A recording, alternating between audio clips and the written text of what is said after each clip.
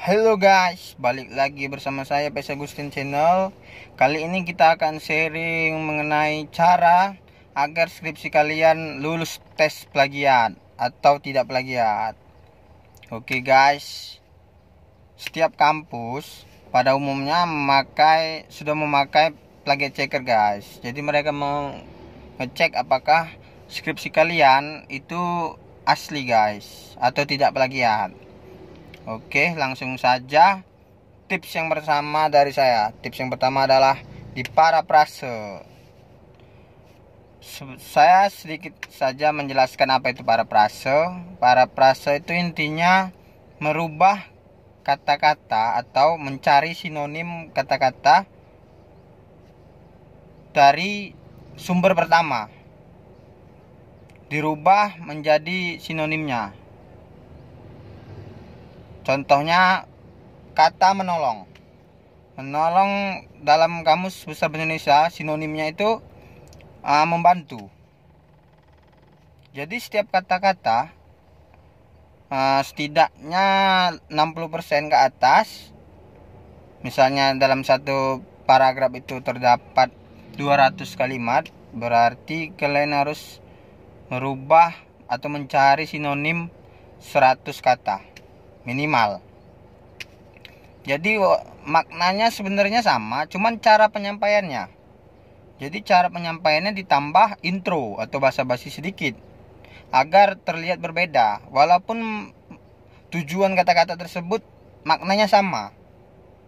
Di sini kalian bisa buka aplikasi sinonim. Bisa kalian cari di Google, bisa lewat internet, bisa di Play Store sudah ada juga guys. Yang pertama guys, jadi di parafrase. Jadi namanya penelitian ya guys.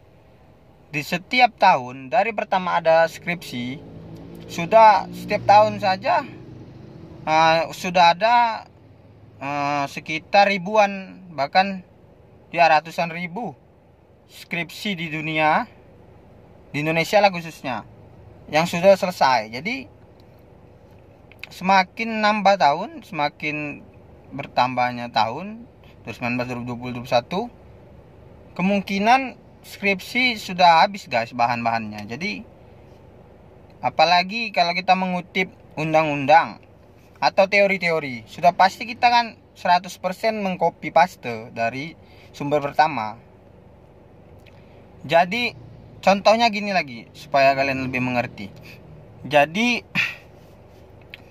contoh skripsi di dalam latar belakang. Jadi dari awal, dari pendahuluan, dari bab 1 sampai 5 itu kalian parafrase guys.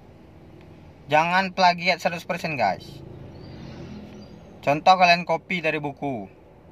Jangan salah, dari buku pun sekarang sudah banyak yang mengutipnya ke dalam internet, sudah dijadikan ditulis dalam blog. Jadi setiap kata-kata yang sudah pernah ditulis orang itu sudah termasuk plagiat. Nanti alat sistem plagiat sudah mendeteksi sebagai suatu plagiat. Jadi kalian harus memparafrasenya minimal 60% guys ya. 50% pun nggak apa-apa. Tapi setiap halaman itu contoh nih skripsinya ada 70 halaman.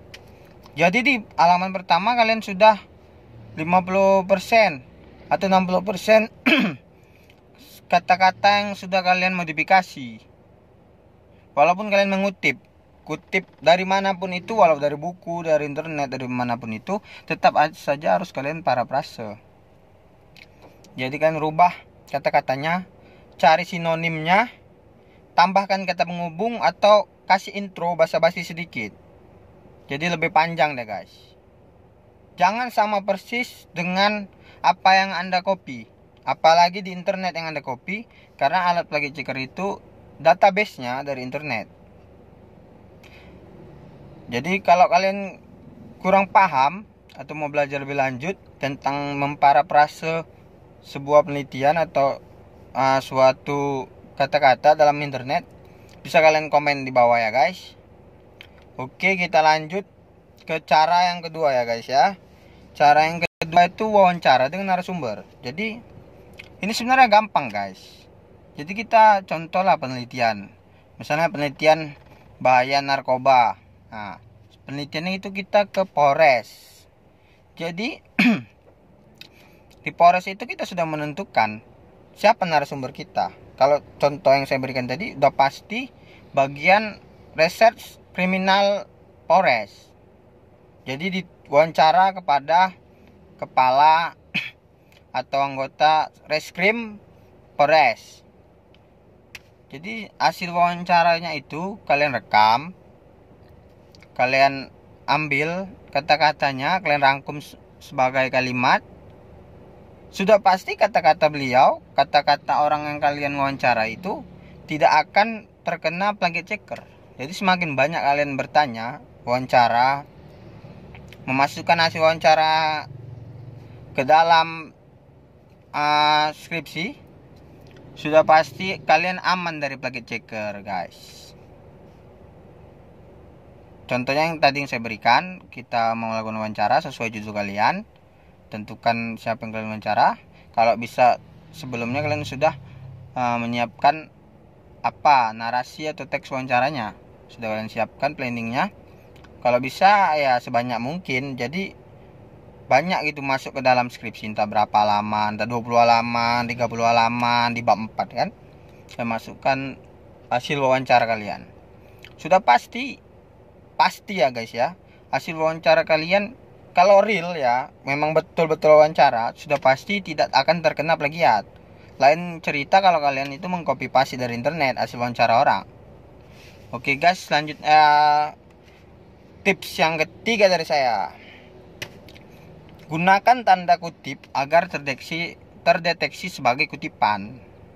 Memang tidak semua alat plagiat checker itu membolehkan adanya kutipan. Contoh di kampus saya itu dimatikan fungsi dari kutipan. Jadi ada juga, coba kalian tanya dulu gimana sih sistem atau prosedur di kampus kalian, apakah masih boleh memakai tanda kutip sebagai kutipan. Karena kan kalau kutipan ini bukan merupakan suatu plagiat, karena kutipan kita mengaku, kita mengutip, kita cantumkan sumbernya. Jadi caranya adalah setiap kata-kata yang kalian ambil, kalian kutip dari internet, dari buku, itu kalian awal kata dikasih tanda kutip. Setelah tanda kutip, spasinya 1 dan spacingnya 1.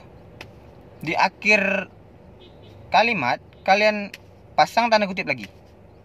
Jadi ini nanti di alat plagiat, mau plagiat checker, plagiat Turnitin dan lain sebagainya, itu dia terdeteksi sebagai referensi. Tapi ingat guys, jangan terlalu banyak guys. Kita boleh mengutip tapi nggak boleh terlalu banyak guys. Setiap kampus berbeda-beda peraturannya guys. Maka pastikan dulu di kampus kalian guys. Kalian tanya-tanya dulu bagaimana sih sistem plagiat checker di kampus kalian. Gimana, berapa persen plagiat, berapa persen referensi, apakah boleh referensi. Oke guys ya. Untuk menyingkat waktu, lain kali akan saya share lagi tips-tipsnya guys. Oke, see you next time. Silakan like jika kalian suka video ini, komen dan subscribe guys. Silakan komen untuk bertanya seputar skripsi dan seputar judul, baik segalanya lah tentang hal skripsi. Oke.